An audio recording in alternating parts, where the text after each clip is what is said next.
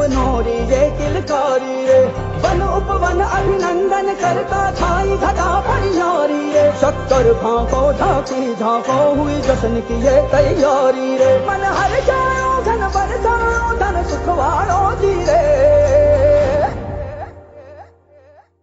आयो रे शुभ दिन आयो रे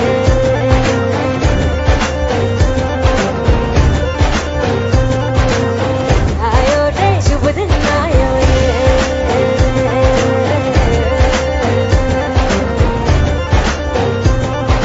आयो रे शुभ दिन आयो रे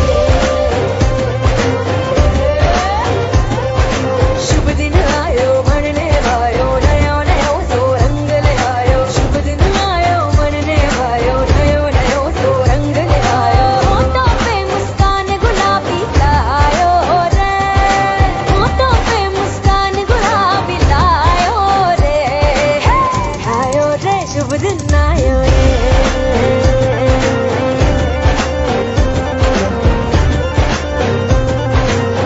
आयो रे शुभ दिन आयो रे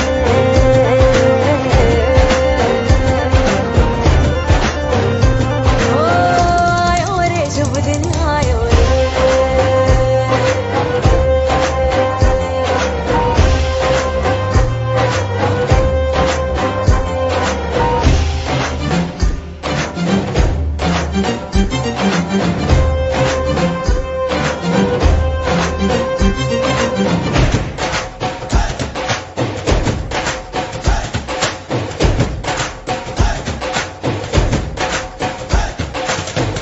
चंदा लाजो दीपक लाजो झगमग तारे लाइजो जी झगमग तारे लाइजो झगमग तारे लाइजो जी झगमग तारे लाइजो झगमग तारे लाइजो जी खुशियाँ बांटूं दिल में सबके साकर मिसरी भर दो मुझे हर घूमर रसिया मीठा मीठा गाओ रे आयो रे शुभ दिन आयो रे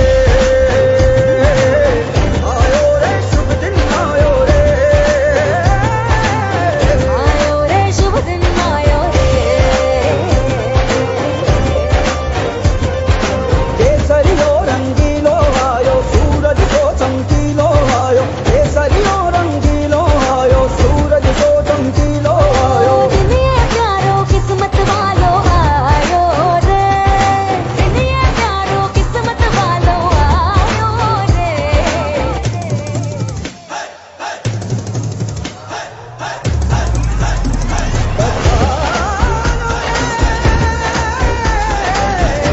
पधारो जिए मंगल गाओ शुभ दिन आयो बल बल जाओ शुभ दिन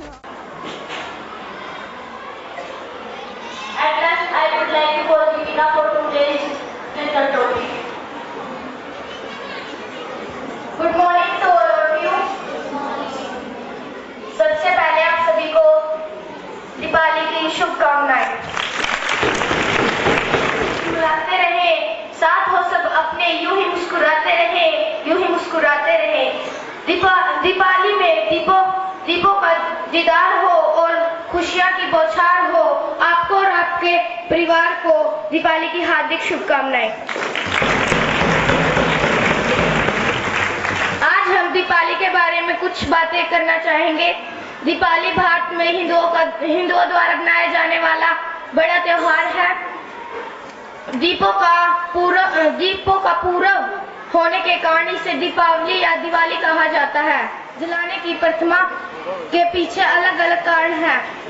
यह कहानियां बहुत ही हिंदुओं के अनुसार श्री राम रावण को मारकर वनवास के 14 वर्ष काटकर आए थे, अयोध्या वापिस आए थे।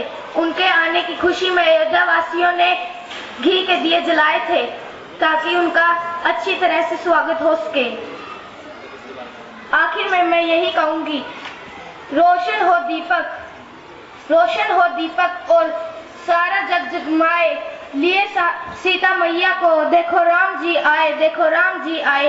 हर शहर यूं ही लगे, अयोध्या है, आओ हर गली हर दीवार सजाएं, देखो हम दीपक जलाएं। Thank you and happy Diwali.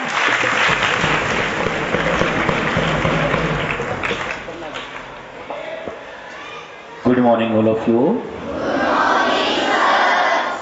First of all, Deepavali कैसे मनानी है ये रिपीट करने की ज़रूरत नहीं होगी, क्योंकि 2 दिन पहले काफ़ी लंबा डिस्कस इसके ऊपर हम कर चुके हैं। फिर भी मेन दिवाली जलाकर ही इस त्यौहार को मनाएं, पटाखे फोड़कर नहीं।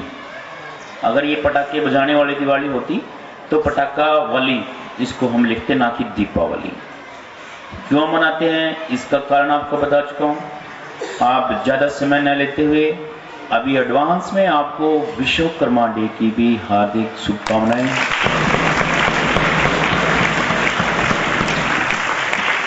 और मंडे को आप सभी बच्चों का अवकाश रहेगा। छोटे जो हमारे बच्चे हैं 5th क्लास तक के बच्चे हैं, उनका टूर जाना है इस संस्था के। और पॉलिटिकल साइंस के प्रवक्ता गजवाड़ा स्कूल सीनियर सेकेंडरी स्कूल से श्री विजय पाल जी हमारे बीच हैं, हम उनका बहुत बहुत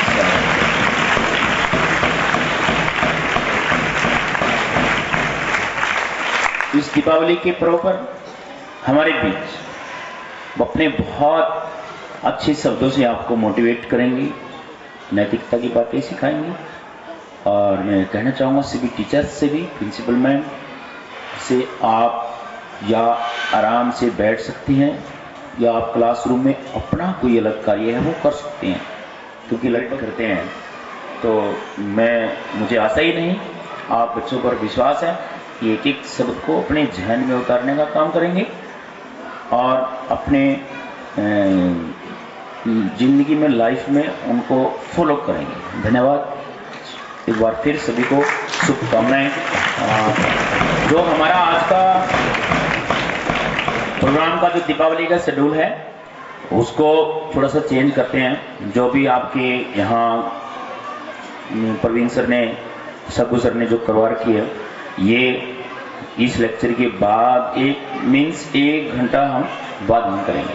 ओके, तो थैंक यू।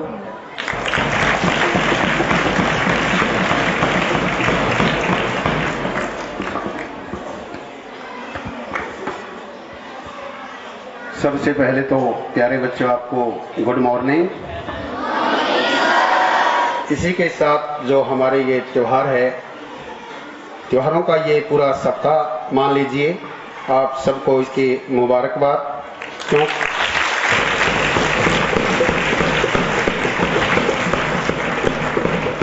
प्यारे बच्चों, इसी के साथ मैं अपने जननी जन्मभूमि भारत माँ को प्रणाम करता हूँ सबसे पहले। और मैं प्रणाम करता हूँ शासक को और प्रशासक को, प्रणाम करता हूँ रक्षक को और शिक्षक को, और प्रणाम करता हूँ श्रमिक को और कृषक को। शक्ति में विश्व प्रभु भारत, संस्कृति में विश्व गुरु भारत, और संपत्ति में सोने की चिड़िया भारत, और राजनीतिक में विश्व सम्राट भारत। प्यारे बच्चों, आज मैं आपके बीच में आया हूं। मैं आपसे कुछ सीखने के लिए आया हूं। इस स्कूल के प्रांगण में मैं सीखने की पूरी कोशिश करूंगा, क्योंकि ईश्वर ने प्रत्येक प्राणी को इस सृष्टि का एक भाग बनाया है। प्रत्येक को कुछ न कुछ विशिष्ट देने का काम किया है। हमारी एक आदत होनी चाहिए कि प्रत्येक से हम कुछ सीखें, वो चाहे दिन हो या रात, मित्र हो या कोई दुश्मन भी क्यों न हो, हमें सीखते रहने की एक जिज्ञासा होनी चाहिए। जिस बच्चे के अंदर जिज्ञासा आ जाती है वो महानतम की श्रेणी को भी छू जाते हैं। जो लोग महान हुए उन्होंने केवल एक सीखा कि सीखते रहना चाहिए। प्यारे बच्चों, सबसे पहले आप सबसे मेरी गुजारिश है, जब कोई सामने बोल रहा होता है तो उस समय हमें आपस में बिल्कुल बातें नहीं करनी चाहिए। वो अनुशासनहीनता है, क्योंकि आपका अनुशासन ये बताने का काम करता है कि आपके गुरुजियों ने आपको क्या सिखलाने का काम किया, आपके माँ बाप ने आपको क्या सिखलाने का काम किया, आपके पूर्वजों की आपके लिए क्या देन है। एक एक बच्चा, मुझे ये नहीं चाहिए कि 99% बच्चे तो अनुशासित है और एक बच्चा अनुशासनहीनता दिखाने की कोशिश कर रहा है, क्योंकि वो अंतिम बच्चा है, वो भी किसी माँ बाप का बच्चा है।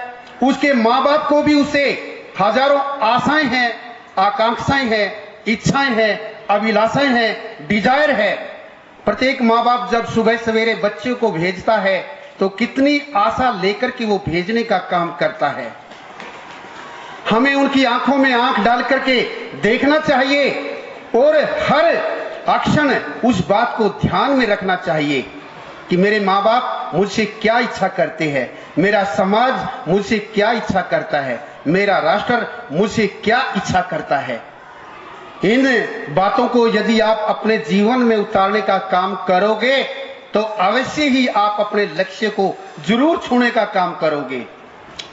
हमें अपने जीवन में जो अच्छी बातें हैं, जो सत्य है, जो सहयोग की बात है, समर्पण की बात है, सेवा की बात है, संकल्प की बात है, सृजनात्मकता की बात है, संकल्प की बात है, सद्विचारों की बात है, सद्व्यवहार की बात है, सद्गुणों की बात है, वो अपने जीवन में उतारनी चाहिए। हमें छोड़ देना चाहिए अहंकार, अत्याचार, व्याभिचार, आपस की निंदा, एक दूसरे के प्रति ईर्ष्या। मेरा सबसे बड़ा ध्येय एक लेकर के मैं चला हूं, वो सकारात्मकता है। मैं सकारात्मकता को सबसे बड़ा अपना लक्ष्य मानता हूं, क्योंकि नकारात्मकता इंसान को खत्म करने का काम करती है। जिस तरह से स्वामी विवेकानंद जी को पढ़ने के बाद महात्मा गांधी ने कहा था, मेरे अंदर राष्ट्र के प्रति जो प्रेम था उसमें 1000 गुना वृद्धि हो गई है जब से मैंने स्वामी विवेकानंद जी को पढ़ा। सुभाष चंद्र बोस ने केवल 15 वर्ष की आयु में स्वामी विवेकानंद के साहित्य को पढ़ने का काम किया। अरविंद घोष के, अरविंदो जिनका एक आश्रम है पांडिचेरी के अंदर, उसको पढ़ने का काम किया। नेताजी सुभाष चंद्र ने बोस ने कहा था कि यदि स्वामी विवेकानंद जी जीवित होते तो मैं उनके चरणों में होता। पूर्व से पश्चिम को मिलाने का काम किया है, अध्यात्म से यदि किसी ने विज्ञान को मिलाने का काम किया है, अतीत को यदि किसी ने भविष्य से मिलाने का काम किया है, तो वो है स्वामी विवेकानंद जी, जो युगों युगों तक विश्व निर्माता के तौर पर जाने जाएंगे। प्यारे बच्चों, आज मैं उन महान व्यक्तियों के बारे में आज आपको बताने का काम करूंगा जो मानव को एक श्रेष्ठ जीव मान करके इस सभ्यता को कुछ देने का काम किया। आज राष्ट्र की महान आत्माओं के बारे में बताने का आपको काम करूंगा, क्योंकि पिछली 500 शताब्दियों ने जो देने का काम इस धरती को किया, शायद ही किसी युग में ऐसा हुआ हो। तो एक एक के माध्यम से मैं आपको बताऊंगा हमें उन चीजों से क्या प्रेरणा लेनी चाहिए। लेकिन उससे पहले मैं आपको थोड़ा सा स्कूल के बारे में जरूर बताऊंगा, जो हमारे गांव की ये एक सौभाग्य की बात है। इतना बढ़िया, इतना अच्छा वातावरण स्कूल ने देने का काम किया। एक बुराई में जाने से बच्चों को रोकने का काम किया, क्योंकि बीच का एक ऐसा समय आया जब हमारे राजकीय यानी कि सरकारी जो स्कूल है वो पिछड़ गई। उस समय हमारे गांव की संस्कृति को, हमारे गांव की जो मान और सम्मान को बचाने का काम किया बीच के कुछ वर्षों में, वो डीसीएम स्कूल है। यहां से कितनी प्रतिभाएं निकल रही है। तो प्यारे बच्चों, खेल के क्षेत्र की बात हो, चाहे संस्कारों की बात हो, चाहे शिक्षा की बात हो, इसने अपनी जिम्मेवारियों को बखूबी निभाने का काम किया। नहीं होता तो हमारा गांव उजड़ गया होता बीच के कुछ वर्षों में। तो मैं अपने जीवन में सकारात्मक बातें ही करता हूं। जिस तरह से सुकरात ने कहा था, मैं सत्य को खोजने की कोशिश करता हूं, और उसने कहा था मैं ज्ञान के पीछे भागने वाला शिकारी कुत्ता हूं। उसने ये बात अपने बारे में बेझिझक होकर के कहने का काम किया था।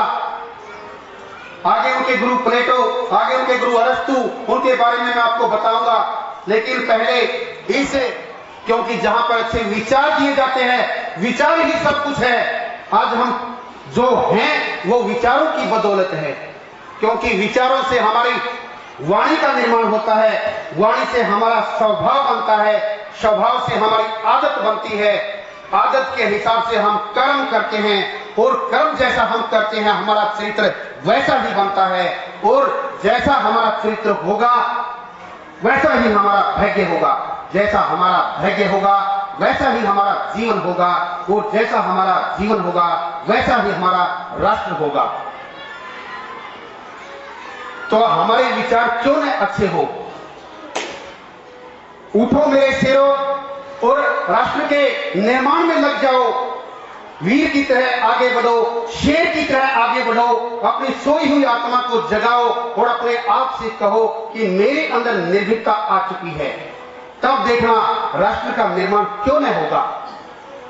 यदि आप अच्छा करोगे तो लोग आपका रास्ता रोकने की कोशिश करेंगे, यदि आप अच्छा करोगे लोग आपको गाली गलौज देने का काम करेंगे, यदि आप अच्छा करोगे लोग आपको मार पिटाई तक की नौबत पर आ जाएंगे। लेकिन अच्छा करते रहना, लोगों की भीड़ आपके साथ होगी। ये ऊर्जा की निशानी होती है, इसमें हमारा कुछ भी नहीं लगता, लेकिन आपकी आदत बहुत अच्छी है। मैं आपको बताना चाहूंगा कि प्रत्येक माँ बाप अपने बच्चों के लिए क्या सपना है उनके मन में। 1860 में अब्राहम लिंकन अमेरिका के राष्ट्रपति बने, जिसने दास प्रथा को समाप्त करने का काम किया, जो 21 बार अपने जीवन में हार का मुंह देखा, और 22वीं बार वो अमेरिका के 16वें राष्ट्रपति बने, जिसने दास प्रथा को समाप्त करने का काम किया। उन्होंने अपनी पढ़ाई कैसे पूरी की, दूसरों के यहां जाकर के सफाई करने का काम किया, कपड़े धोने तक का काम किया, नौकरी करने का काम किया। 22वीं बार अमेरिका के वो राष्ट्रपति बने। एक समय की बात है, उन्होंने अपने बच्चे के लिए उसके टीचर को एक पत्र लिखने का काम किया, और वो पत्र एक ऐतिहासिक दस्तावेज बन गया, जिसको आज हम पढ़ करके समझ सकते हैं कि प्रत्येक माँ बाप का सपना क्या है। उन्होंने अपने पत्र को शुरू किया, यानी कि उस माध्यम से प्रत्येक माँ बाप हमसे क्या उम्मीद करता है, आपसे क्या उम्मीद करता है, वो जानने की बात है, अपने जीवन में उतारने की बात है। उन्होंने कहा कि दुनिया में सभी व्यक्ति न्यायप्रिय नहीं होते, न ही सब सच बोलते हैं। यह तो मेरा बच्चा सीख लेगा, उसे सीख दे कि दुनिया में बदमाश होते हैं तो कुछ नेक अच्छे इंसान भी होते हैं।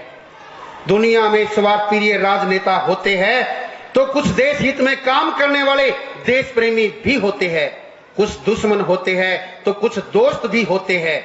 मुझे पता है ये सब कुछ सीखने में मेरे बच्चे को समय लगेगा, लेकिन उसे जरूर सीख दे कि उसे राग द्वेष से हमेशा दूर रखे, उसको हंसना सिखाना है, अपने जीवन में आने वाली बाधाओं को कैसे दूर करे वो उसको सिखाना है।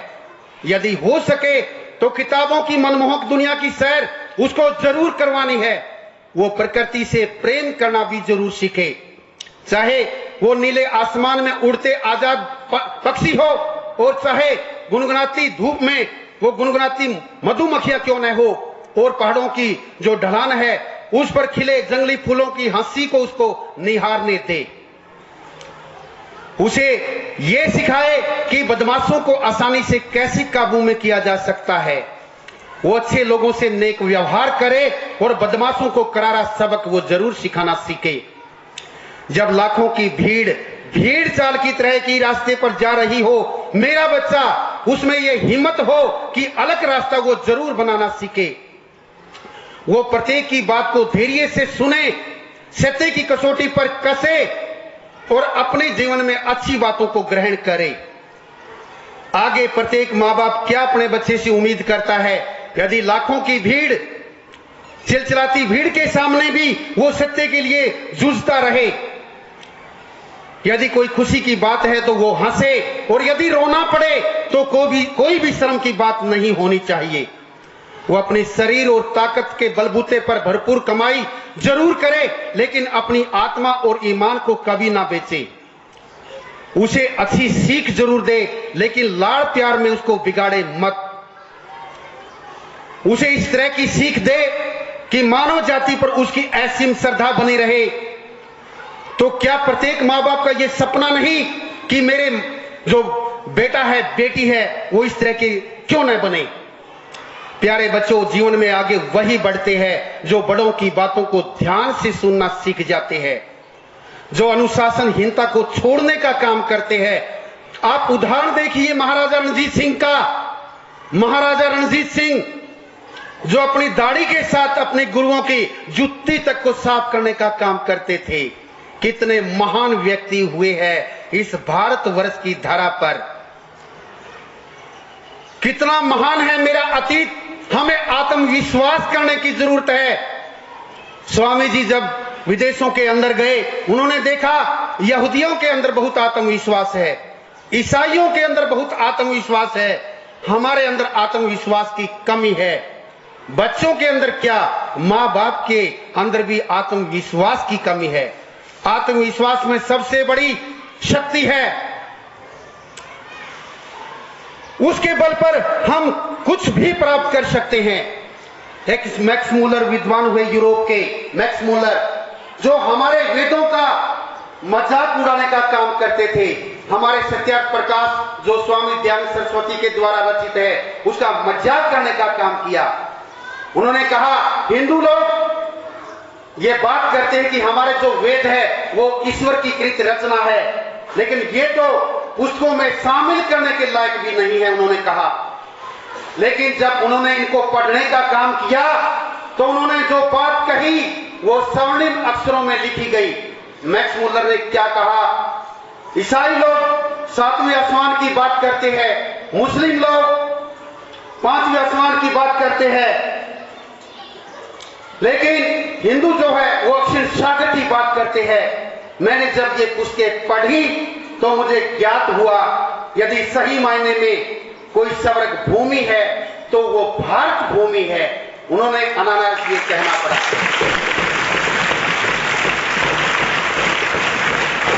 तो प्यारे बच्चों, क्या बात आगे मैं बताना चाहूंगा। एक लॉर्ड मैकाले 2 अप्रैल 1835 को वो भारत में आए और उन्होंने अपने पिताजी को एक पत्र लिखने का काम किया। पिताजी, इस देश में राष्ट्रवाद की भावना बहुत ज्यादा है, यहाँ प्रत्येक दरवाजे खुले रहते हैं, ना कोई यहाँ चोर है, ना कोई लुटेरा है, ना कोई हत्यारा है, इस देश को हम कैसे तोड़ सकते हैं? उनके पिताजी ने जवाब दिया, बेटे यदि किसी देश को तोड़ना है तो उसकी भाषा को तोड़ना होगा, उसकी संस्कृति को तोड़ना होगा। लॉर्ड मैकाले ने इस तरह से अंग्रेजी भाषा का प्रचार और प्रसार करने का काम किया। आत्मविश्वास की अगली बात मैं कहता हूं, एक साधारण क्लर्क था, इस देश में आया, उसने 2 बार आत्महत्या करने की कोशिश की, लेकिन भाग्य से वो बच गया। अनायास ही उसके मुंह से निकला, मेरा जन्म तो किसी महान कार्य के लिए हुआ है। तो लॉर्ड क्लाइव थे वो, जिसने इतना बड़ा अंग्रेजी साम्राज्य स्थापित करने का काम किया। वो आत्मविश्वास की ही बात थी। एक साधारण क्लर्क से एक अंग्रेजी साम्राज्य जिसने लगभग 300 वर्षों तक इस देश को लूटने का काम किया।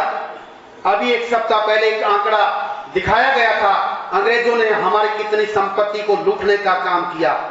इतनी संपत्ति को लूटने का काम किया कि एक व्यक्ति के हिस्से में 25 लाख रुपए आते। आज भारतवर्ष को इतना इस देश को लूटने का काम किया। मैं एक एक करके प्यारे बच्चों दुनिया के उन महान व्यक्तियों के बारे में बताऊंगा जिससे आज हम कुछ प्रेरणा ले सकते हैं, कुछ सीख सकते हैं। एक नेपोलियन बोनापार्ट आप पढ़ते हैं और आप सुनते हैं, जिसने कहा असंभव शब्द मेरी शब्दकोश में नहीं है। नेपोलियन बोनापार्ट एक समय ओलंपस पर्वत को पार करने की उन्होंने सोची। ज्यादातर युद्ध वो जीत चुका था। पर्वत को जैसे ही पार करने की सोचता है, अपनी सेना उसके पीछे पीछे है, तो वहां एक बूढ़ी मां मिलती है। वो कहती है, बेटे जो तेरे मन में उसको छोड़ दे। यहां हजारों लोग आए, जो आगे गया वो मारे गए, ज्यादातर वापस लौट गए। नेपोलियन बोनापार्ट ने कहा, नहीं बूढ़ी माँ, मुझे ये आपका जो हार है मुझे पहना दे, मैं इस पर्वत को पार करूंगा। बूढ़ी माँ ने कहा, बेटा आप जीत गए, क्योंकि यहां मैंने जिसको यह बात बताने का काम किया वो लोग वापस लौट गए। एक तू है जिसने ये हौसला दिखाने का काम किया है, जो मैदान में आ जाता है वो जीत ही जाता है। तो प्यारे बच्चों, उसने उस पर्वत को, जब वो उसके आधे पर्वत को पार करने का काम किया, उसकी सेना ने कहा, कहां है वो पर्वत, दिखाई नहीं दे रहा। अरे आधा लक्ष्य हम पार कर चुके हैं। तो ये होता है हौसला, ये होता है आत्मविश्वास, जिसकी बदौलत हम कुछ भी प्राप्त कर सकते हैं। प्यारे बच्चों, वो वापिस आए, उस बूढ़ी माँ को वो हार पहनाने का काम किया। शाबाश बेटे, जो देश ऐसे लोगों को जान देने का काम करता है वो किसी के गुलाम नहीं हो सकते। प्यारे बच्चों, मैं आपके सामने हमारे अतीत को रखना चाहता हूं। 12 जनवरी का जो दिन है, 12 फरवरी का जो दिन है वो विशेष मायने है। 12 जनवरी का जो दिन है वो युवा दिवस के रूप में मनाया जाता है हमारे देश में, स्वामी विवेकानंद जी का जन्म। 12 फरवरी का जो दिन है वो स्वामी दयानंद सरस्वती का जन्मदिन है। तो काम की बातें होगी, आप एक एक बात को सीखोगे, आपके जीवन को बदलने का काम करेगी। आप IAS अधिकारी बनोगे, IPS अधिकारी बनोगे, IFS अधिकारी बनोगे, आप इंजीनियर बनोगे, आप IITians बनोगे, आप डॉक्टर बनोगे, आप एक प्रसिद्ध सामाजिक कार्यकर्ता बनोगे, आप एक राजनीतिज्ञ बनोगे। हिसाब किताब ही नहीं लगाते कि आधा समय इस वर्ष का बीत चुका है। आप कभी हिसाब किताब लगाने का काम जरूर किया करो। अभी सर्दी के दिन आ चुके हैं, पढ़ने का वातावरण है। आप आधी रात को बाहर निकल करके देखना, आपको एक जवाब मिलेगा। आप अपने भविष्य का निर्माण कीजिए,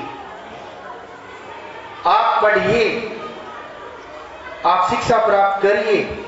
शिक्षा एक ऐसा यंत्र है, ये शेरनी का दूध है जिसको पीकर के हर कोई दहाड़ता है। ये सब कुछ है, बाकी पशुता है, पशुता।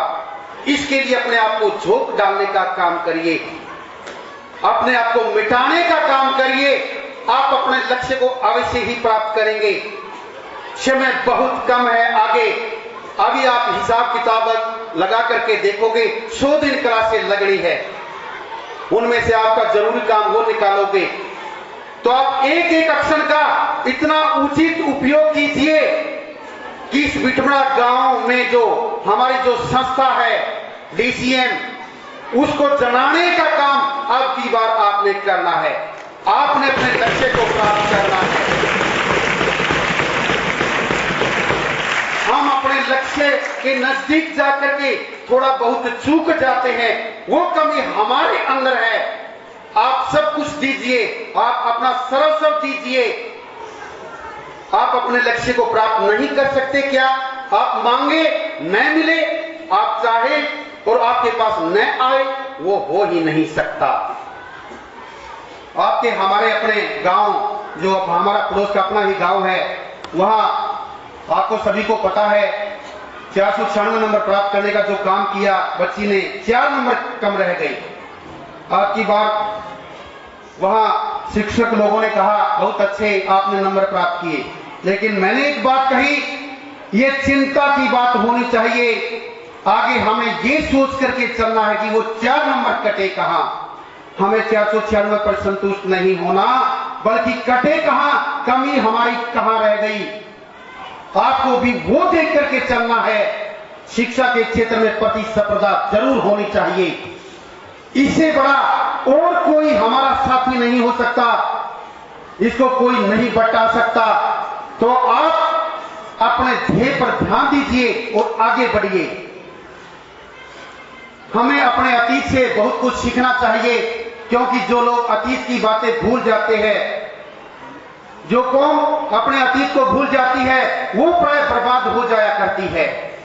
मैं आपके सामने अपने अतीत को रखने का काम करूंगा और आप जानोगे कि इस हिंदुत्व को बचाने के लिए लोगों ने क्या क्या किया।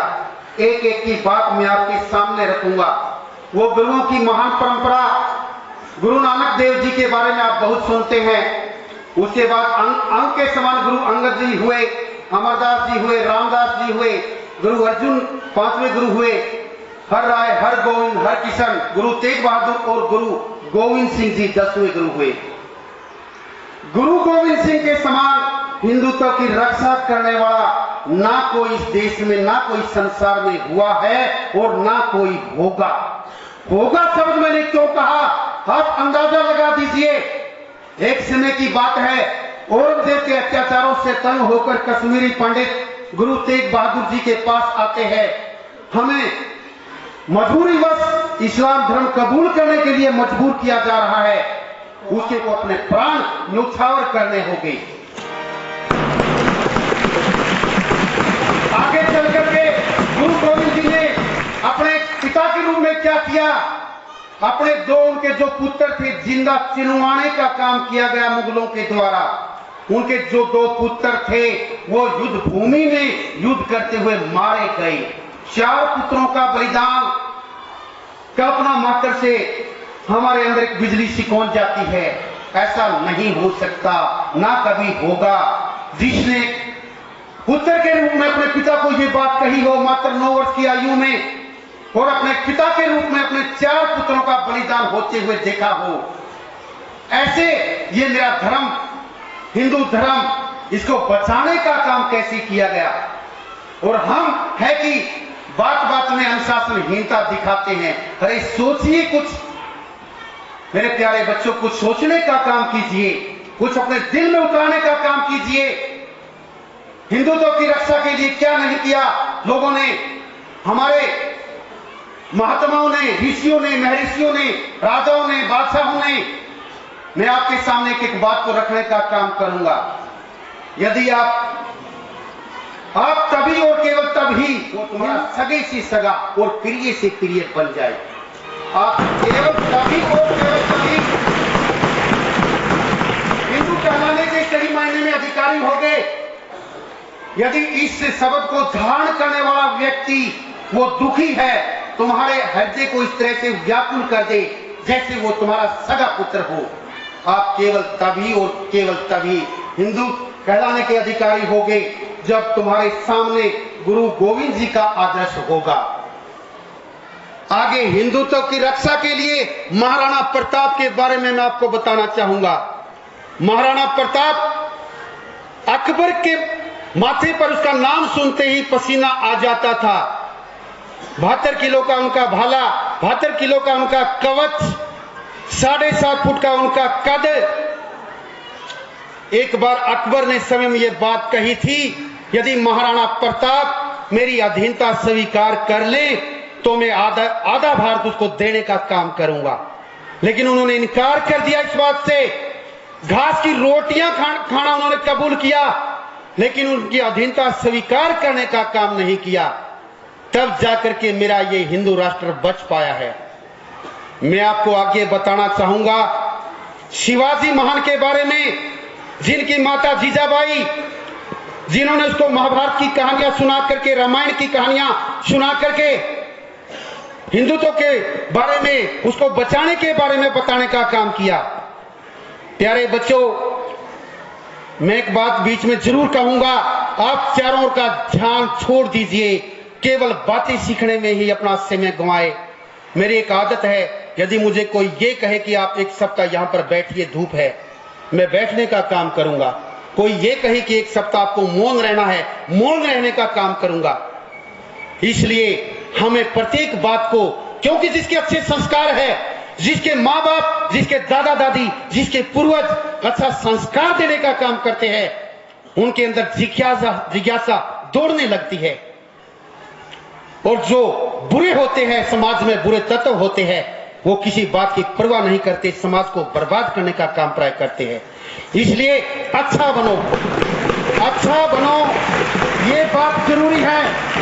अपने चरित्र का निर्माण करो और अपने आप से कहो कि मैं ऐसा क्यों नहीं कर सकता, मैं ऐसा क्यों नहीं कर सकता, मैं किसी नशे के बिना क्यों नहीं रह सकता, मैं बोलने के बिना क्यों नहीं रह सकता।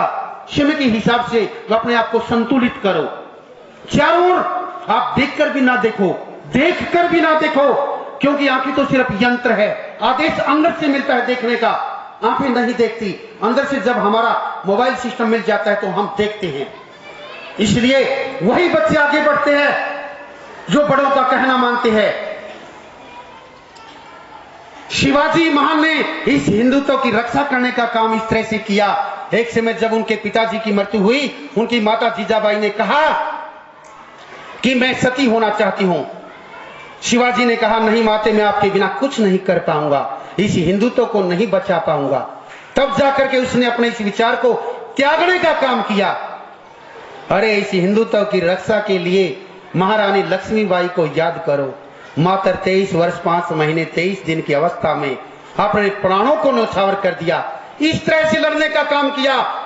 स्वयं अंग्रेज अधिकारी ह्यूमरोज ने कहा, इतनी बहादुर महिला मैंने आज तक अपने इतिहास में, अपने वर्तमान में नहीं देखी। इतनी बहादुर महिला जिस तरह से उसने सामना करने का काम किया। महिलाएं भी किसी क्षेत्र में कम नहीं है। और अहिल्याबाई के बारे में सुनोगे, सावित्री के बारे में सुनोगे, सीता के बारे में सुनोगे, महिला किसी भी क्षेत्र में कम नहीं है। तो आगे मैं आपको बताना चाहूंगा, हमारे जो नाम से अद्वितीय यूनिक जिसको हम कह सकते हैं, मात्र 24 वर्ष की आयु, 23 वर्ष 6 महीने, 24 वर्ष की आयु में इस हिंदुस्तान को बचाने के लिए सरदार भगत सिंह ने अपने आप को न्यौछावर करने का काम किया, ताकि आने वाली पीढ़ियां मुझसे प्रेरणा ले सके, इस भारत को आजाद करवा सके। तो प्यारे बच्चों, आज आपकी भी परीक्षा की एक घड़ी है कि आपने कितना अनुशासन सीखा है। आप मुझसे सीखोगे, मैं आपसे सीखने आया हूं। आप मुझे क्या सिखाने का काम करोगे? शायद आप मुझे अनुशासन सिखाने का काम जरूर करोगे। प्यारे बच्चों, एक एक बात को हमें ध्यान से जरूर सीखना चाहिए। काम की बात होती है प्रत्येक इंसान की, और अपने जीवन में जरूर उतारना चाहिए। मैं आपको अपने अतीत के बारे में बताऊंगा, उसका एक एक शब्द। आज 99% भारत की जनता इस बात से अनभिज्ञ है, उससे भी ज्यादा, कि इस अतीत को, इस भारतवर्ष को आज से 126 वर्ष पहले विश्व के अंदर जलाने का काम किया। जो विश्व के देश यहूदी लोग, ईसाई लोग हमारा उपहास उड़ाते थे, हमारा मजाक करते थे, हमें गंवार कह करके पुकारते थे, ये बात करते थे कि हिंदुस्तान में जाओ, उनको कुछ सिखाने का काम करो, वो गंवार लोग हैं। उनको एक सबक सिखाने का काम किया, ये दिखाने का काम किया कि ये भारत भूमि जो आज से 1000 वर्ष पूर्व अर्थव्यवस्था के हिसाब से पहले नंबर पर थी, मेरा भारतवर्ष पहले नंबर पर। इसमें कुछ दौर आया, यहाँ मुस्लिम लोग आए, यहाँ अंग्रेज लोग आए, मुगल यहाँ आए, पुर्तगाली यहाँ आए, फ्रांसीसी यहाँ आए, डेनमार्की यहाँ आए, डच लोग यहाँ आए, हमें गुलाम बनाने का काम किया। लेकिन हमारा अतीत, हमारा जो भूत है इतना मजबूत है, ये तोड़ने से भी नहीं टूटा। कश्मीर से कन्याकुमारी और असम से लेकर के पोरबंदर तक मेरा भारतवर्ष एक है। पाकिस्तान, अफगानिस्तान तक एक राष्ट्र, अखंड भारत का निर्माण चंद्रगुप्त मौर्य ने करने का काम किया था। तो प्यारे बच्चों, 11 सितंबर 1893 का वो भाषण, एक एक शब्द को आपने समझना है। वो स्वामी रामकृष्ण परमहंस के शिष्य स्वामी विवेकानंद जी ने जो भाषण वहां शिकागो शहर में देने का काम किया, वो चाहे कोई छोटा है चाहे कोई बड़ा है, हमें सीखते रहना चाहिए, क्योंकि मैं भी आपके बीच में सीखने आया हूं। उन्होंने जो वहां भाषण दिया, 400 वर्ष पूरे हो चुके थे, कोलंबस ने अमेरिका की खोज की थी, बात 1893 की है। एक वहां कुल मिलाकर के 2.5 करोड़ लोग इकट्ठा हुए, जो आज मेरे हरियाणा की आबादी है 2,53,53,520। इतने लोग उस महाकुंभ में इकट्ठे हुए थे। आप अंदाजा लगा सकते, इतने साल पहले इतने लोग, पूरे अमेरिका के लोग। स्वामी विवेकानंद जी ने जो अपना भाषण दिया वो किस तरह से शुरू किया, जो प्राय आप प्रत्येक स्कूल की 4 दीवारी पर देखोगे, माय सिस्टर एंड ब्रदर्स, ये बात, उसका सही मायने में उसकी पूरी व्याख्या मैं आपके सामने रखूंगा। उन्होंने शुरू किया, अमेरिका के मेरे बहनों और भाइयों, आपने जिस सौहार्द और स्नेहपूर्णता के साथ हम लोगों का स्वागत किया है, उससे मेरा हृदय अपार हर्ष से भर गया है। दुनिया की सबसे प्राचीन संघ परंपरा भारत भूमि की तरफ से मैं आपका धन्यवाद करता हूं।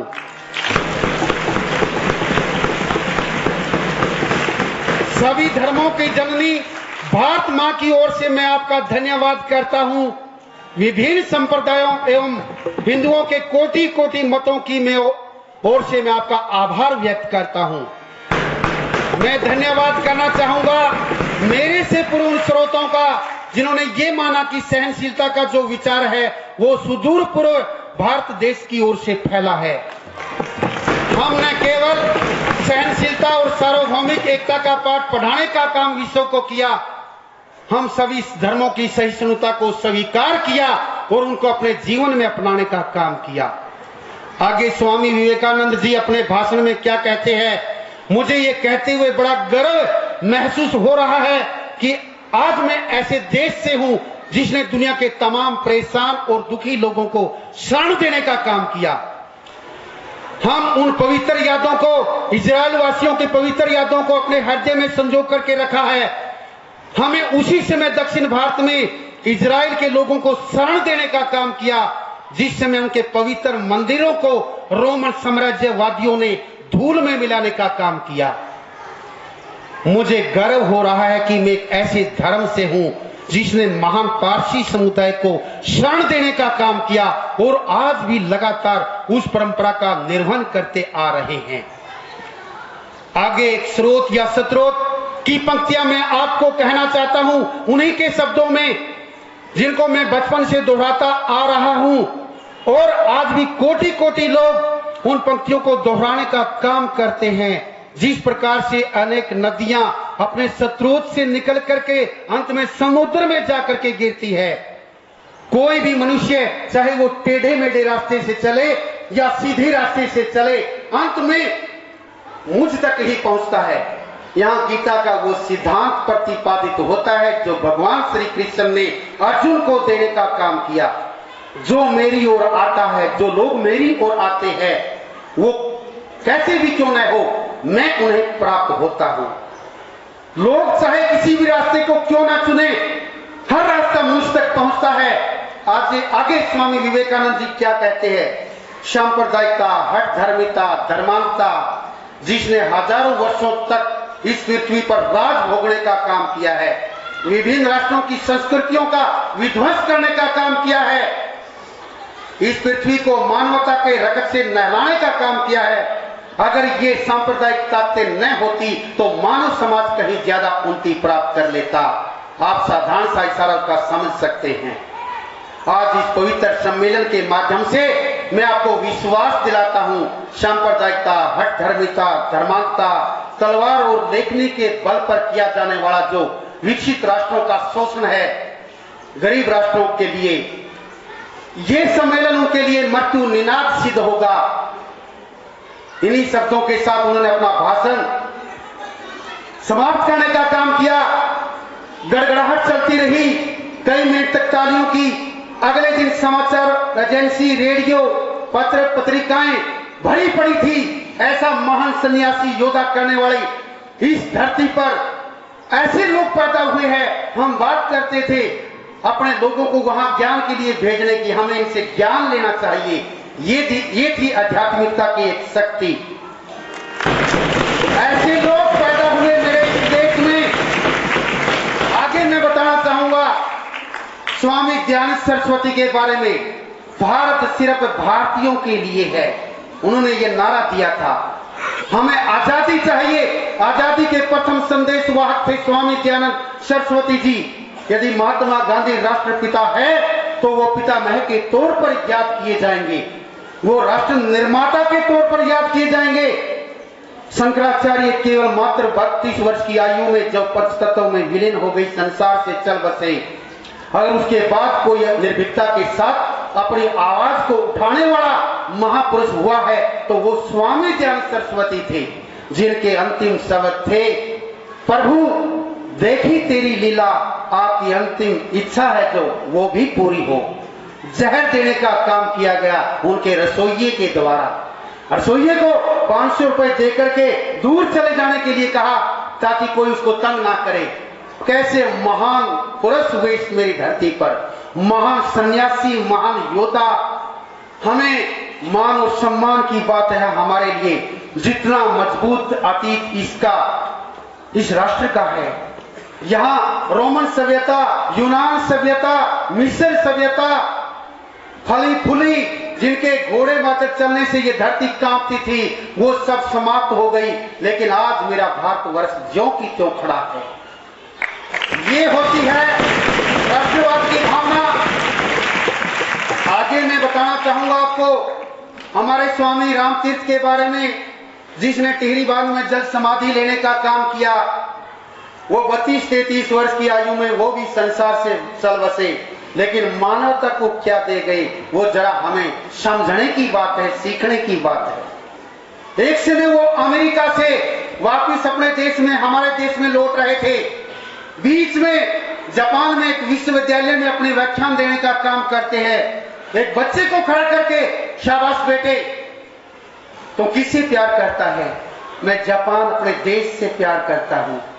राष्ट्र प्रेम ही सबसे बड़ा प्रेम है, राष्ट्र धर्म ही सबसे बड़ी सेवा है। बच्चे ने जवाब दिया और एक छलांग लगाई। तुम किससे प्यार करते हो? मैं महात्मा बुद्ध से प्यार करता हूं, वो हमारे देवता थे। तुम और किससे, किस विद्वान से प्यार करते हो? मैं कन्फ्यूशियस को मानता हूं। बेटे एक बात बता, यदि तेरे राष्ट्र पर आक्रमण कर दे और महात्मा बुद्ध उस सेना का सेनापति हो तो तुम क्या करोगे? उसने बच्चे से छलांग लगाई। मैं धड़ से उसके शीश को अलग करने का काम करूंगा। यदि कोई राष्ट्र, यदि कोई तेरा दुश्मन तुम्हारे देश पर आक्रमण कर दे और कन्फ्यूशियस उस देश का, उस सेना का सेनापति हो तो तुम क्या करोगे? मैं अपने पांव के नीचे उसको नोचने का काम करूंगा। ये होती है राष्ट्र सेवा, ये होता है राष्ट्र धर्म। इस बच्चों इस बात को मानो। आगे मैं राष्ट्र सेवा, राष्ट्र धर्म के बारे में एक शख्सियत जो मेजर ध्यानचंद हॉकी के जादूगर हुए, हमने 8 स्वर्ण पदक जीतने का काम किया लगातार। कितनी महान उपलब्धि हमारे खाते में है। 1936 का समय हिटलर का पूरे विश्व में डंका बज रहा था। वो एक तानाशाही थे, लेकिन साथ में वो राष्ट्रवादी थे। उन्होंने कहा था कि जर्मन या तो मानचित्र से समाप्त हो जाएगा या पूरे विश्व में राज करेगा। आपने रागनी सुनी होगी नेताजी सुभाष चंद्र बोस की। तो वो राष्ट्रवादी, वो हिटलर, जब 1936 का हमारा हॉकी का गेम चल रहा था, मेजर ध्यानचंद, क्योंकि उसकी जो गेंद थी हॉकी से दूर होने का नाम नहीं ले रही थी, हम जीते, गोल्ड मेडल जीतने का काम किया। शाम के समय नाइट भोजन पर उनको बुलाया गया, पूरी भारतीय टीम को। हिटलर के जो मन में था, खाना खाने के बाद मेजर ध्यानचंद उस समय साधारण व्यक्ति थे, आप अपने देश में किस पद पर हो? जवाब था, मैं एक साधारण सिपाही हूं।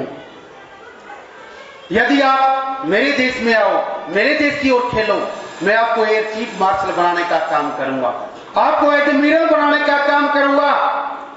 तुम्हारे देश ने तुमको क्या दिया? जवाब था उस राष्ट्र प्रेमी का, मैं इस बात की चिंता नहीं करता कि मेरे देश ने मुझे क्या दिया, मुझे चिंता इस बात की है कि मैं अपने देश को क्या दे सकता हूं। तो प्यारे बच्चों, यो ही नहीं, कोई अपने लक्ष्य को छू लेते। रात के समय में भी, चांदनी रात में उनके खेलते हुए आवाज आती थी। पंकज गुप्ता जो उनके गुरु थे, एक दिन उनका नाम ध्यान सिंह से ध्यानचंद, दुनिया याद करेगी एक हॉकी के जादूगर को। भविष्यवाणी देने का काम उनके गुरु जी ने किया था।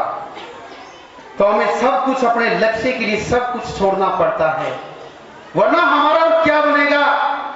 सबसे पहले खेलो और शिक्षा प्राप्त करो, आप अपने अंतिम जो लक्ष्य है जरूर प्राप्त करो।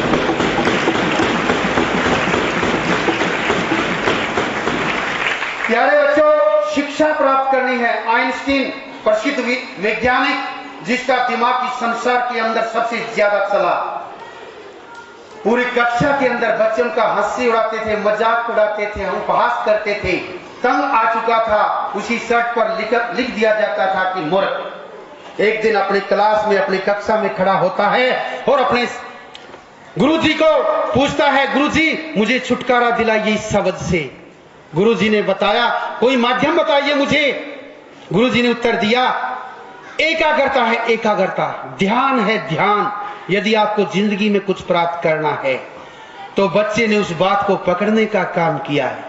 महान शब्द और महान बातें हम अपने जीवन में प्रत्येक जगह सुनने को मिलती है, लेकिन वो बच्चे, वो लोग जो एक एक बात को आत्मसात कर लेते हैं, वो महान बनते हैं अपने समाज के लिए, अपने राष्ट्र के लिए। एकाग्रता यानी कि एक जगह टकटकी लगाकर एक जगह देखना, चाहे 1000 मिनट गुजरे, चाहे 1000 दिन गुजरे। महात्मा बुद्ध 12 वर्ष के लिए मौन हो गए, भगवान महावीर 6 वर्ष के लिए मौन हो गए। फिर जानते हो आप उसके बारे में, कई लोग प्रश्न करते हैं कि क्या भगवान है या नहीं। अरे जवाब सीधा सा है, प्रत्येक आत्मा में, प्रत्येक रोम रोम में भगवान है। भगवान महात्मा बुद्ध, भगवान। अरे जो आत्माएं महान काम करती है महात्मा बन जाती है, जो और ज्यादा महान काम करती है वो परम आत्मा बन जाती है। और कोई ईश्वर का कोई रूप नहीं। जहां चरित्र है, जहां मौन है, जहां शुद्ध आचरण है, वहां प्रकृति है। बात सीधी सी है। प्यारे बच्चों, मैं आगे आपको और महापुरुषों के बारे में बताना चाहूंगा। हमारी कहानियां भरी पड़ी है, इतिहास भरा पड़ा है। यदि आप एकाग्रता सीखोगे, यदि आप ध्यान लगाना सीखोगे, तो आपका हृदय रूपी ग्रंथ जिस दिन खुल जाएगा, आपको कोई ग्रंथ पढ़ने की जरूरत ही नहीं रह जाएगी। बात समझने की है, बात अपने दिल में उतारने की है। प्यारे बच्चों, जिस तरह से ये तस्वीरें, हर चीज का मायने होता है। ये यहाँ तस्वीरें चारों ओर इसलिए लगाई गई है ताकि प्रत्येक के बारे में आप जान सको, सीख सको। आपकी जिंदगी में वो आपको कुछ देने का काम करेगी। मेरा एक सपना है कि मेरे गांव के अंदर सैकड़ों, हजारों यूपीएससी करने का काम करे, डॉक्टर बनने का काम करे, इंजीनियर बनने का काम करे, अपने चरित्र का निर्माण करने का काम करें।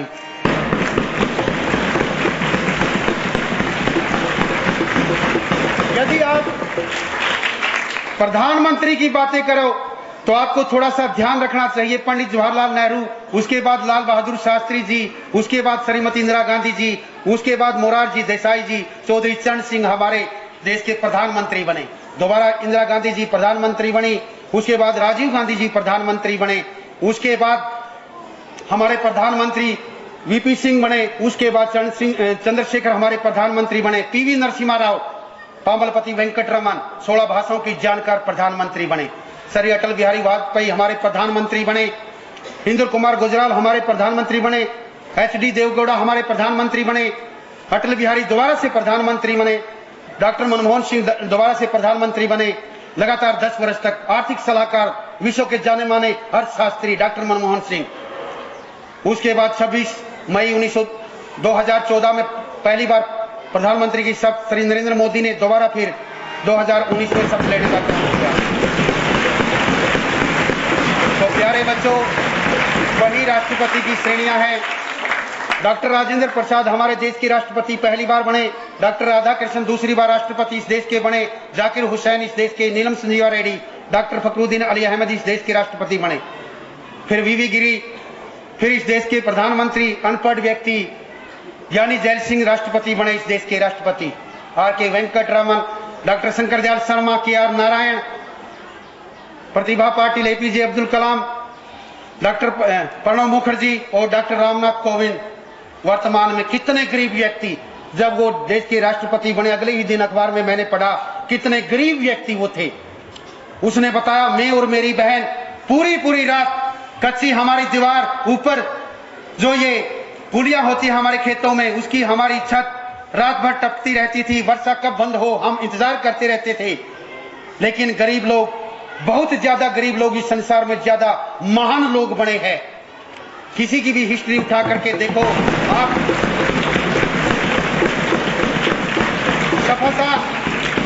सफलता किसी की बैपोती नहीं है। वो गरीब अमीर नहीं पूछती है, मेहनत जो है वो श्वेत अश्वेत नहीं पूछती है। सफलता उसके पीछे पीछे चली आती है और अवश्य ही प्राप्त होती है जो लोग परिश्रम करते हैं। प्यारे बच्चों, आगे जो प्रत्येक बच्चे को जीवन में बहुत काम की वो बात होगी।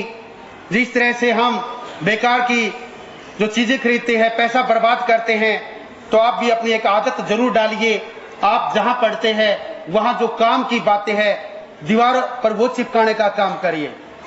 चाहे वो मेरा भारतवर्ष है, चाहे पूरा विश्व है, उसका जो मानचित्र है वो बड़ी काम की बात होगी। मसाले कहाँ मिलते हैं, संगमरमर कहाँ मिलता है, कोयला कहाँ मिलता है, इस्पात कहाँ मिलता है, लोहा कहाँ मिलता है, बॉक्साइट कहाँ मिलता है, कोबाल्ट कहाँ मिलता है, डीजल कहाँ मिलता है, पेट्रोल कहाँ मिलता है, गैस कहाँ मिलती है, सोना चांदी हीरे जवाहरात कहाँ मिलते हैं। सब कुछ कब सीखोगे? जब आप पहली बार मैं और मेरा पड़ोसी कौन है, मैं और मेरा पड़ोसी देश कौन सा है, कौन सा देश किस मामले में आगे है। हम जनसंख्या के हिसाब से दूसरे नंबर पर है। हम यदि भूमि की बात करें, हमसे आगे चीन, रूस, Canada, Shukracharya, America, Brazil, Australia हमारा 7वां नंबर है। ये छोटी छोटी बातें, क्योंकि 1000 बातें याद करोगे 1 नंबर आपको मिलेगा। 1 नंबर आपके जीवन को बदलने का काम करेगा। और आप प्रतिदिन प्रेयर के अंदर जरूर बोलने की आदत डालिए।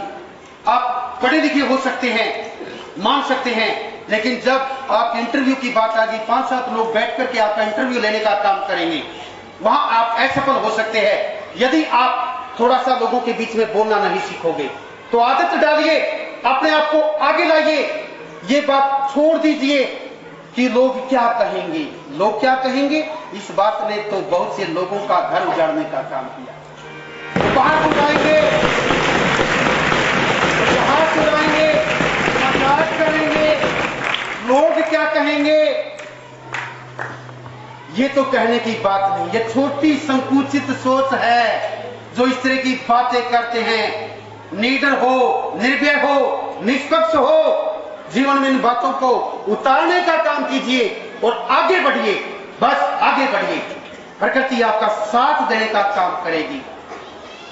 जो बड़े बड़े लोग हुए हैं, महात्मा गांधी बैठे, अमेरिका के राष्ट्रपति 2 महीने पहले अखबार के अंदर देने का काम किया। जब मैं लोगों के सामने बोलने का काम करता हूं तो मेरे गले में शब्द फंस जाते हैं। ये व्यवस्था, ये सिस्टम प्रत्येक के साथ होता है। लेकिन एक बार हिम्मत करके आगे आइए, 2 बार आइए, 4 बार यदि आप आगे आने का काम करोगे, बोलने का काम करोगे, तो आपको आगे बढ़ने से कोई नहीं रोक पाएगा।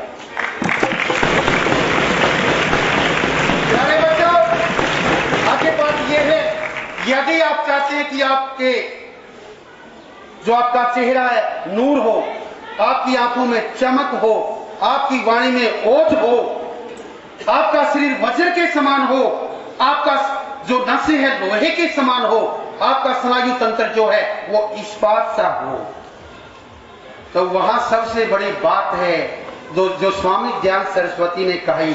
किसी ने एक दिन मजाक में कहा, क्या आप इस गाड़ी को रोक सकते हैं?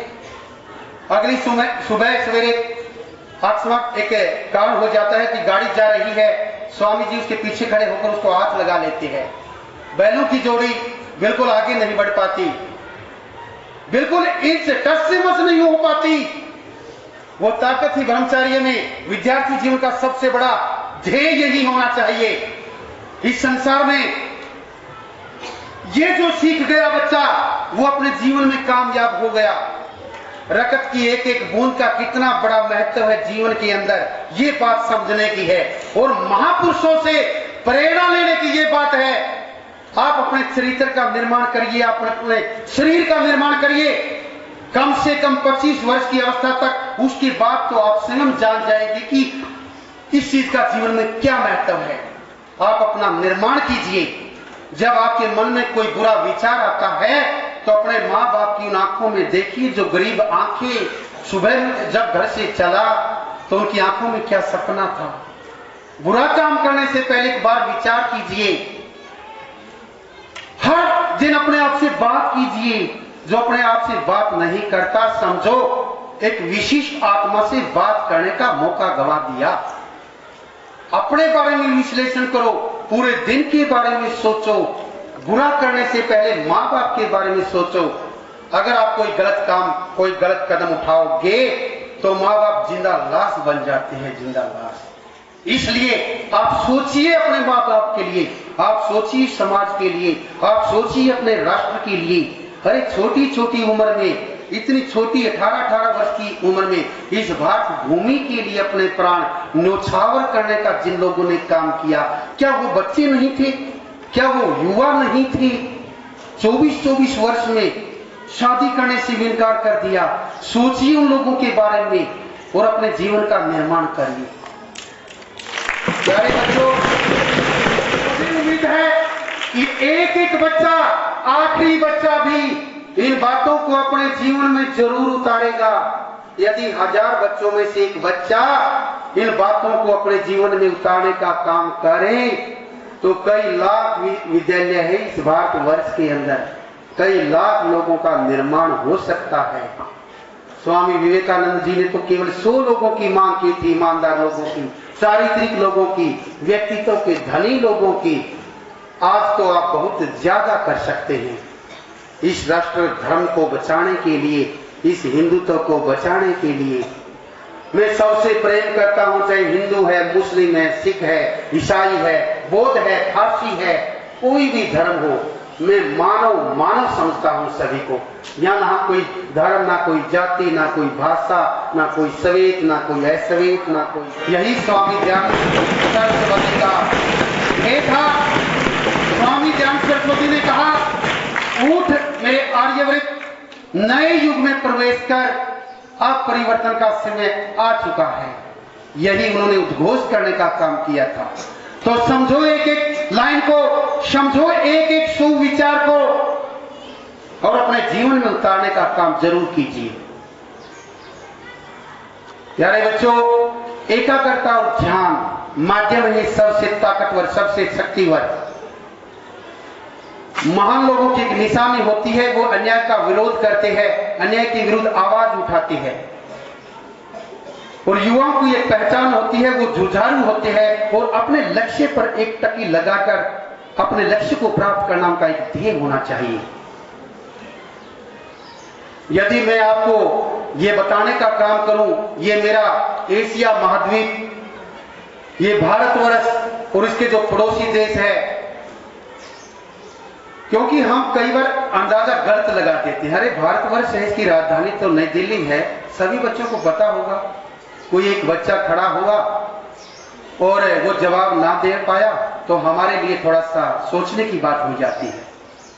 हमारा जो पड़ोसी देश नेपाल है, काठमांडू उसकी राजधानी है, भूटान उसकी थिम्पू राजधानी है, तिब्बत ऊपर की ओर है जो लहासा है उसकी राजधानी, चीन जो हमारा पड़ोसी देश बीजिंग है उसकी राजधानी, मंगोलिया उलान बटेर है उसकी राजधानी, और पूर्व में जो हमारा पड़ोसी है बर्मा यानी कि उसकी रंगून है राजधानी, अगला पड़ोसी सफेद हाथी थाईलैंड बैंकॉक है उसकी राजधानी, लाओस नियावे है उसकी राजधानी, वियतनाम हनोई है उसकी राजधानी, फिलीपींस आगे मनीला है उसकी राजधानी, ताइवान आगे ताइपी है उसकी राजधानी, मकाओ की मकाओ, हांगकांग की विक्टोरिया है उसकी राजधानी, उत्तर कोरिया जो जिसके पास थोड़े से परमाणु हथियार है, अमेरिका को धमकी देने का काम करता है, प्योंगयांग है उसकी राजधानी, दक्षिण कोरिया बिल्कुल नीचे उसके सियोल है उसकी राजधानी। उगते सूर्य का देश कौन सा है प्यारे बच्चों? जापान। शाबाश, आवाज आनी ही चाहिए।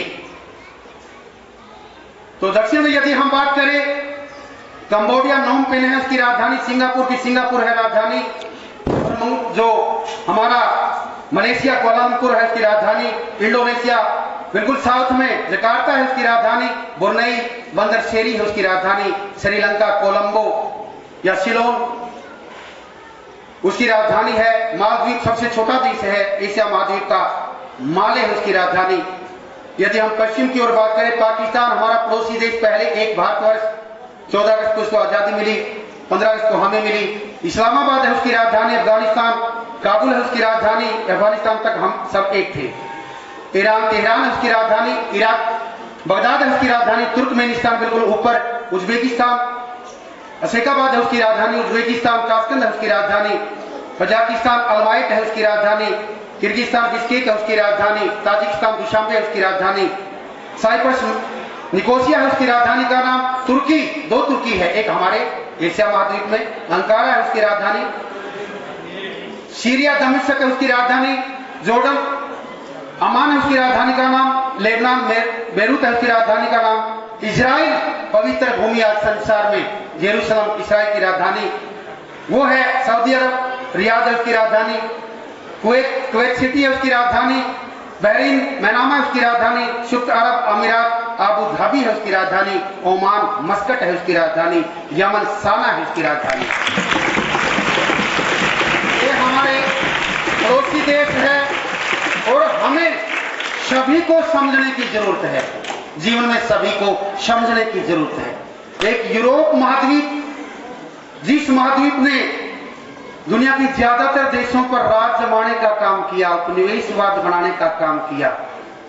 आइसलैंड उसका पहला देश, रिकजाविक है उसकी राजधानी, आयरलैंड डबलिन है उसकी राजधानी, और स्कॉटलैंड एडविन है उसकी राजधानी, इंग्लैंड लंदन है उसकी राजधानी, नॉर्वे ओस्लो है उसकी राजधानी, स्वीडन स्टॉकहोम है उसकी राजधानी, फिनलैंड हेल्सिंकी उसकी राजधानी, नीदरलैंड एम्स्टर्डम है उसकी राजधानी, डेनमार्क कोपेनहेगन है उसकी राजधानी, और बेल्जियम ब्रुसेल्स है उसकी राजधानी, जर्मनी बर्लिन है उसकी राजधानी, पड़ोसी देश पोलैंड वार्सा है उसकी राजधानी, एस्टोनिया तालिन है उसकी राजधानी, लातविया प्रदेश रिगा है उसकी राजधानी, लिथुआनिया येनियावे उसकी राजधानी, बेलारूस मिन्स्क है उसकी राजधानी, रूस बहुत बड़ा ताकतवर देश, 7200 है जिसके पास परमाणु हथियार, 7200 है अमेरिका के पास परमाणु हथियार, मॉस्को है उसकी राजधानी, सर्बिया तो तबिलिसी है उसकी राजधानी, आर्मेनिया येरेवान है उसकी राजधानी, तुर्की यूरोप के अंदर इस्तांबुल है उसकी राजधानी, और लग्जमबर्ग उसकी राजधानी लग्जमबर्ग है उसी महाद्वीप में है, ऑस्ट्रेलिया वियना है उसकी राजधानी, फ्रांस पेरिस है उसकी राजधानी का नाम, इटली रोम है उसकी राजधानी का नाम, इटली जर्मनी जापान धुरी राष्ट्र, पुर्तगाल लिस्बन है उसकी राजधानी का नाम, स्पेन मैड्रिड है उसकी राजधानी का नाम, सर्बिया बेलग्रेड है उसकी राजधानी का नाम, बोस्निया हर्जेगोविना स्कोपजे है उसकी राजधानी का नाम, स्लोवेनिया ल्यूबिलियाना है उसकी राजधानी का नाम, मैसिडोनिया स्कोपजे है उसकी राजधानी का नाम, बुल्गारिया सोफिया है उसकी राजधानी का नाम, अल्बानिया मिराना है उसकी राजधानी का नाम, अगर मैं बात करूं मोंटीनेग्रो पोडगोरिका है उसकी राजधानी, यूनान एथेंस है उसकी राजधानी, चेक गणराज्य प्राग है उसकी राजधानी, ब्रातिस्लावा स्लोवाक गणराज्य की राजधानी का नाम, क्रोएशिया की बात करूं तो जाग्रेब है उसकी राजधानी का नाम, जाग्रेब है उसकी राजधानी का नाम, माल्टा वालेटा है इसकी राजधानी का नाम। ये यूरोप महाद्वीप के देश है। यदि आप बात करोगे दक्षिण अफ्रीका, जिनके ज्यादातर देशों को सबसे लेट में आजादी मिली, सबसे लेट में, मिस्र पुरानी सभ्यता, काहिरा है उसकी राजधानी का नाम, घाना अका है उसकी राजधानी का नाम, दक्षिण अफ्रीका प्रिटोरिया है उसकी राजधानी का नाम, और जिम्बाब्वे हरारे है उसकी राजधानी का नाम, जिम्बाब्वे हरारे, उसके बाद अंगोला लुगांडा है उसकी राजधानी का नाम, नाइजीरिया लागोस है उसकी राजधानी का नाम, नामीबिया विंडहोक है उसकी राजधानी का नाम, उत्तरी सूडान खार्टूम है उसकी राजधानी का नाम, दक्षिण सूडान जुबा है उसकी राजधानी का नाम, कांगो किंशासा है उसकी राजधानी का नाम, सेशेल्स विक्टोरिया है उसकी राजधानी का नाम, सोमालिया मोगादिशो है उसकी राजधानी का नाम, और बारिशवाना गेबोरोन है उसकी राजधानी का नाम, मोजाम्बिक मैपुतो है उसकी राजधानी का नाम, स्वाजीलैंड मम्माबनी है उसकी राजधानी का नाम, कैमरून याओडे है उसकी राजधानी का नाम। आगे केन्या की राजधानी का नाम नैरोबी है, मॉरिशस की राजधानी पोर्ट लुइस है, तंजानिया दार एस सलाम है, मेडागास्कर अंतानारिवो है, नाइजर नियाम है उसकी राजधानी का नाम, अल्जीरिया अल्जीरियस है उसकी राजधानी का नाम, सेनेगल डकार है उसकी राजधानी का नाम, मलावी लीलागवे है उसकी राजधानी का नाम, मोरक्को रबात है उसकी राजधानी का नाम, इरिट्रिया अस्मारा है उसकी राजधानी का नाम, बुर्किना फासो नाम एक देश है, कवागादोगो इसकी राजधानी का नाम है। यदि बुरुंडी की बात करें बुजुम्बुरा उसकी राजधानी का नाम, यदि माली की बात करें तो बंजूर है उसकी राजधानी का नाम,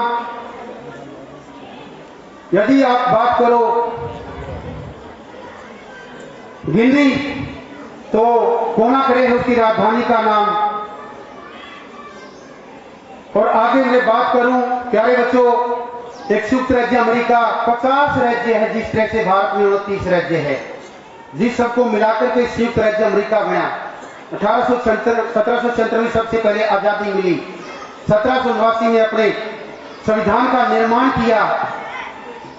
वहां संयुक्त राज्य अमेरिका वाशिंगटन एक शहर, एक राष्ट्रपति हुए, वाशिंगटन डीसी है उसकी राजधानी, मैक्सिको सिटी है उसकी राजधानी, और एक क्यूबा मिनी क्यूबा भिवानी को कहा जाता है क्यूबा, हवाना है उसकी राजधानी का नाम, ग्रीनलैंड रूक है उसकी राजधानी का नाम, कनाडा ओटावा है उसकी राजधानी का नाम, बहमास नेसाउ है उसकी राजधानी का नाम, बरबुडा सेंट जोन्स है उसकी राजधानी का नाम, बारबाडोस ब्रिज टाउन है उसकी राजधानी का नाम,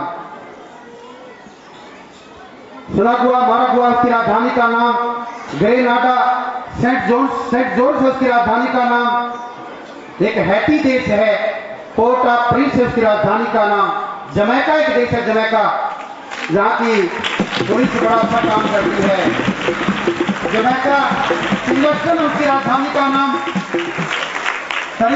सेंट किट्स एंड नेविस बेसिसर है उसकी राजधानी का नाम, ट्रिनिडाद एंड टोबैगो एक देश है, पोर्ट ऑफ स्पेन है उसकी राजधानी का नाम, वर्जीनिया द्वीप समूह एक देश है अमेरिका के अंदर, 4 लोग के एमाली उसकी राजधानी है।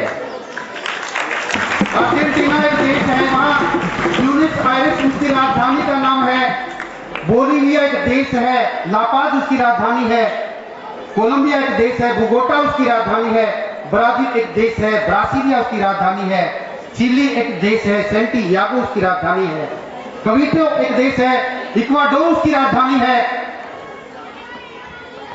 पेरू एक देश है, असनसेन उसकी राजधानी, उरुग्वे एक देश है, मोंटेविडियो उसकी राजधानी, आगे उरु एक देश है, उसकी राजधानी वो लोमे है।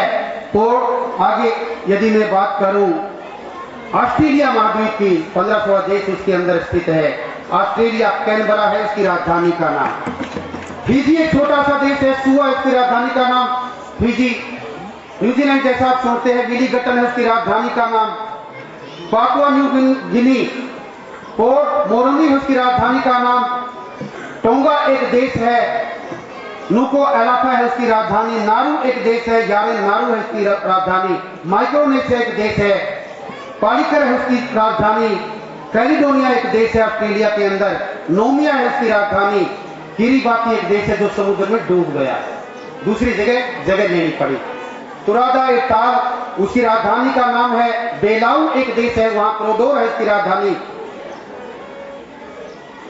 तो आगे पश्चिम समोआ एक देश है, उसके अंदर एटिया है उसकी राजधानी का नाम।